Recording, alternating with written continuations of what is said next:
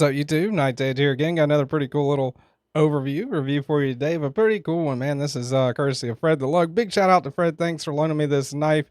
Go check him out. He's linked down below in the buy, sell, trade on the Discord as well. He's got a lot of cool knives for sale, and he is a pretty awesome dude too. This one, without further ado, this one is the Artisan Cutlery Keras. Now, this is the prototype version of it that I believe Dylan Mallery designed. That he right there's his logo.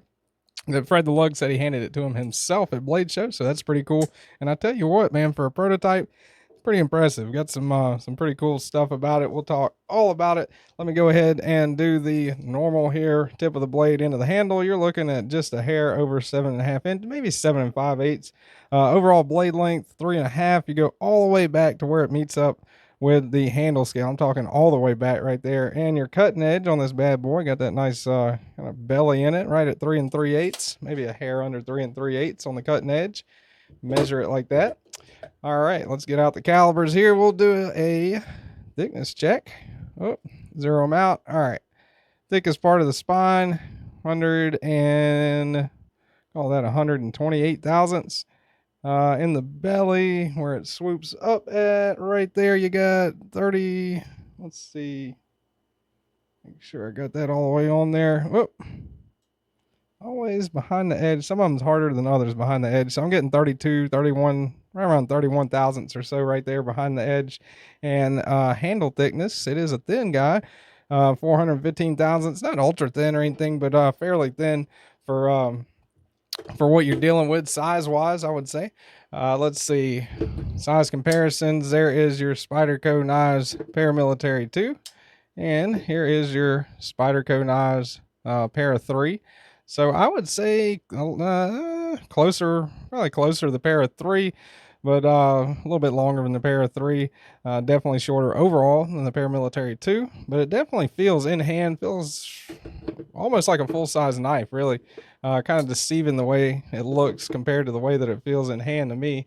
Kind of hard to explain, I guess. It's one of those, right? All right, so here is your Medford Knives Slim Midi. Chris Reeve Knives Unanzon. Right there, both of them longer anyway than the Keras. I know I'm saying it wrong at some point. I would say Keras. Keras, Keras. I don't know. Let me know in the comments, Dylan, if you're watching this. Good Lord, I am sorry you had to sit through this, man. It is a terrible review process. If you've ever watched any of mine, you're like, oh my God, this dude doesn't even know what the hell he's talking about. This is your 8-inch USA made crescent wrench and your DeWalt framing hammer right there. Standard for any knife reviewer, right? I mean, you got to have those. Not, I don't even know what you're doing if you don't have those. Here is the scale. See what this thing weighs here. I'm gonna guess. Shoot, I'd say probably about 3.3. Let's see how far off I can be. 3.7. I'm off a little bit. Right around 3.7 ounces, so a little bit off, but not too far off. So over the ounce and inch ratio, that some people, I don't know who, somebody cares about that, right? But not a heavy object at all. I think it carry well in any setting, maybe not like gym shorts, something like that. It is titanium, right? But maybe so, go to the gym, get on the elliptical with your Artisan Cutlery Keras in your pocket. I don't know. I mean, shit, it's your life.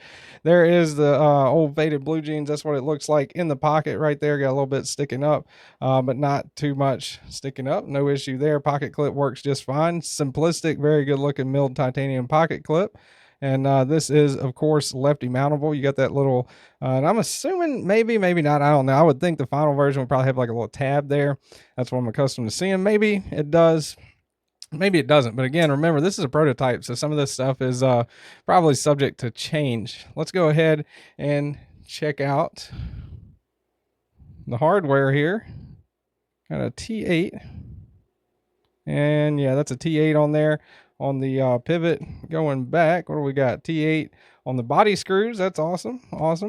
T8 on the pocket clip screws, and that is awesome, man. So T8 all the way around, pretty cool. Not a single-sided captive pivot, right?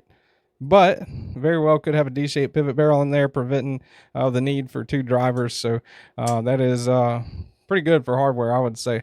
I would give it probably like an A minus for hardware. A plus would be an obvious single-sided captive pivot maybe, but pretty good for hardware. No issues at all whatsoever. Looks pretty straightforward to take apart. Let's go ahead and look inside of it before I forget. Now this does have, if you look in one side, this is I would say what, like a nested liner on the inside. So you got that liner bar right there on the clip side, or if you're right-handed, on the clip side, nested inside the titanium frame. So it's not a frame lock, but is a nested liner lock, I would say. Pretty solid lockup, and running on bearings.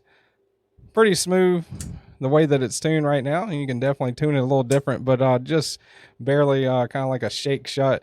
And I think that's pretty cool. Nice little kind of a hump right there, kind of a subtle harpoon notch. If you choke back, I can get all 4 fingers on it with my pinky riding kind of right in that little area there. That's pretty comfortable there. Choked up with my meaty index finger right there, as Rob says. Rob's Nerdy Knives. No issues right there. Now it does, if that was a little bit bigger, maybe that was carved a little back, or maybe took just a smidge off the cutting edge, maybe it'd be a little more comfortable. So if I'm choked all the way up on this, I am kind of feeling very close to that cutting edge right there, but I can still get choked up on it pretty good without issues there. Now that does kind of poke down, that kind of stop out right there. I don't know what the proper term for that is, where the handle kind of sticks out there. Can kind of poke into your knuckle there. So maybe if that was carved out a little bit more, that would be my preference. But I am, again, just a dude on YouTube talking about pocket knives. I'm not an expert or anything like that. I'm not a designer. Pocket, or man, blade steel on this one, S35VN, not like what you would say is a Van X or Rex 121, whatever, super duper steel or whatever. But S35VN, I've had absolutely no issues in the past with S35VN. I love it.